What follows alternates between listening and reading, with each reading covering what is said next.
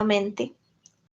Hoy vamos a continuar con el curso sobre la electricidad a partir del electromagnetismo.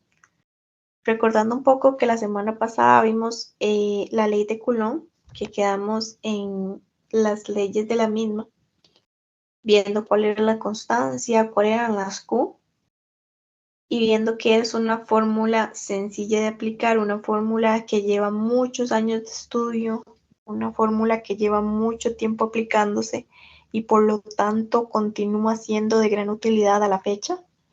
Es algo que es muy carga de interpretar, es muy carga de poder nosotros verlo.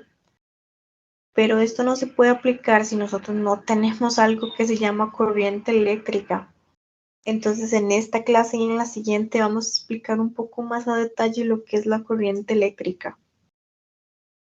Entonces, vamos a ver la corriente eléctrica como tal, ¿verdad? Entonces, mencionarles que la corriente eléctrica y la intensidad eléctrica tienen varios efectos, tienen varias situaciones. Pero antes de ver la intensidad, vamos a leer lo que dice aquí, que se llama corriente eléctrica al flujo de carga eléctrica a través de un material conductor, debido al desplazamiento de los electrones que orbitan en el núcleo de los átomos que componen el conductor. Recordemos que en la clase pasada vimos que se iba a tratar sobre los electrones, porque van a orbitar precisamente en este núcleo de átomos que compone el conductor, ¿verdad? Entonces, antes de ver la intensidad, mencionemos un poquito lo que es, porque este movimiento de partículas como tal se inicia una vez en los extremos de un conductor. Entonces, de nuevamente con el tema de la batería, esta tensión va a generar un campo eléctrico sobre los electrones, que al poseer una carga negativa, se van a ver atraídos hacia la terminal positiva. Entonces vamos a poder verlo como vemos en la foto, que se van a juntar los dos, el positivo con el negativo. Así de esta manera, nosotros podemos transmitir lo que es la corriente eléctrica como tal. Pero no es únicamente tan fácil como mencionarlo de la batería, como ver el positivo con el negativo. Si bien es cierto, la electricidad es sencilla si se logra poder interpretar, pero para nosotros poder entender cómo transmitirse la corriente eléctrica, se requieren unos ciertos materiales que logren disponer, por decirlo de esta manera, una gran cuota de electrones libres, porque como podemos ver en la foto, hay varios electrones libres. Es decir, cuando nosotros hablamos de esta libertad de los electrones, es que están ubicados en su última órbita, en el núcleo. Entonces, los electrones, nos vamos a quedar con eso en la mente, de que los electrones son los últimos alrededor del núcleo y por lo tanto son susceptibles de movilizarse al estar menos fuertemente atraídos por este.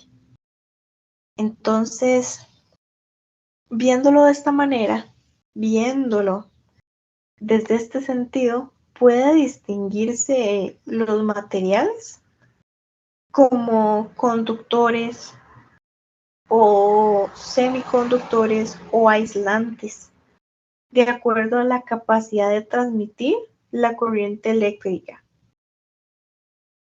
Y cuando nosotros hablamos de transmitir la corriente eléctrica, no importa definitivamente si es buena, poca o nula corriente eléctrica. Esto va a depender propiamente, como lo mencionábamos, de los conductores, semiconductores y aislantes.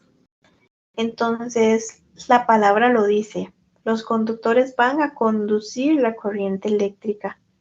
los semiconductores van a hacer una semiconducción y los aislantes no van a conducir la corriente eléctrica. Entonces esta va a ser de acuerdo a la capacidad de transmitir la corriente eléctrica. Por eso es buena o nula. Quería comentarles algo antes de continuar con la intensidad de la corriente eléctrica. Quería comentarles que los primeros experimentos con la electricidad fueron en el siglo XV3. Entonces, en este siglo específico, se disponían únicamente de cargas eléctricas obtenidas. Por lo tanto, hubo que esperar hasta 1800 para comprobar el movimiento constante de una carga eléctrica. Imagínense todo lo que tuvo que esperar para hacer desde ese siglo. Entonces, se disponían únicamente de cargas eléctricas obtenidas por frotamiento de estática o inducción. Cuando hablamos de frotamiento de estática, podemos ver, por ejemplo, el ejemplo que veíamos del globo en la primera clase, o por inducción. Entonces, hubo que esperar hasta este movimiento constante de una carga eléctrica, hasta que el físico italiano Alessandro Volta inventó la pila eléctrica. Él fue el que inventó esto, precisamente por los mismos conceptos, por las mismas cargas obtenidas, por el frotamiento de la estática, por la inducción. Entonces, sin embargo, bueno, sí hubo una cantidad de tiempo notable en donde hubo que esperarse, ¿verdad? Donde hubo que esperarse propiamente para poder continuar. Viendo un poco lo que es la intensidad, eléctrica, vamos a verlo como con este nombre, no porque sea un invento mío o porque sea algo que hayan querido poner así porque sí, sino porque es un caudal de corriente eléctrica. Es decir, la cantidad de energía y carga eléctrica que pasa por un material conductor. Entonces aquí podemos ver un conductor, podemos verlo separado. Entonces, este material conductor que se conecta a unos cables por otros, como podemos ver en la foto, que están intercalados entre sí, que van uno específicamente con el otro para poder transportar toda esta carga eléctrica, toda esta corriente eléctrica, toda esta intensidad por una unidad de tiempo en específica. Por lo tanto, a este se le conoce como el caudal de corriente eléctrica. Entonces, bueno, el caudal de corriente eléctrica puede poder compararse con la cantidad de agua en un río, porque aunque quizás la comparación no sea tan común, pero es lo más sencillo para nosotros poderlo entender. Se compara con la cantidad de agua en un río y es capaz de movilizar las cargas y llevar a cabo una cantidad de trabajo. Por eso en la foto se ve azul propiamente, porque quería que se viera de esta manera. Esta unidad que se mencionaba anteriormente, de que es llevar a cabo una cantidad de trabajo, movilizar las cargas y demás, en una sola unidad de medida, esto no se saca de la manga ni se saca en otro lado. Hay algo que se llama el Sistema Internacional, con las siglas en mayúsculas SI, Sistema Internacional,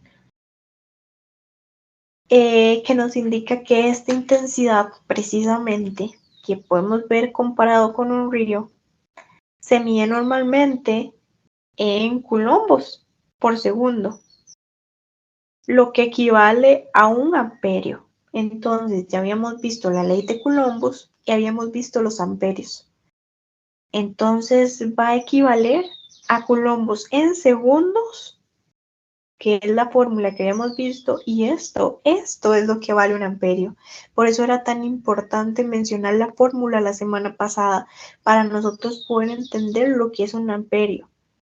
Que 1 amperio ya es una unidad básica básica completamente del campo de la electricidad y del uso común que se obtiene. Esto tiene nombre también, como normalmente tienen nombre las unidades de energía, las unidades físicas, las unidades para medir la intensidad, de un físico francés que se llama André-Marie Ampère. Entonces, el ampere, el amperio, sale de su apellido. ¿Qué es lo que indicó? Es lo que nos está diciendo, lo que nos está indicando, lo que nos está promoviendo, es que el amperio se utiliza para medir la intensidad de la corriente eléctrica. Y la corriente eléctrica se emplea de un galvanómetro o amperímetro, que eso es como un dispositivo que nos va a ayudar a medir todos los tipos de corrientes que existen. Entonces, la próxima semana vamos a ver un poco los tipos de corriente eléctrica, cómo la corriente humana ofrece a la humanidad una enorme cantidad de aprovechamientos prácticos para la vida cotidiana y también los tipos de corriente eléctrica, porque nosotros necesitamos conocer los tipos de corriente eléctrica para poder continuar y poder entender los efectos de la corriente eléctrica en la cotidianidad, es decir, en nuestro día a día. Entonces, nos vemos la próxima semana y muchas gracias por su atención.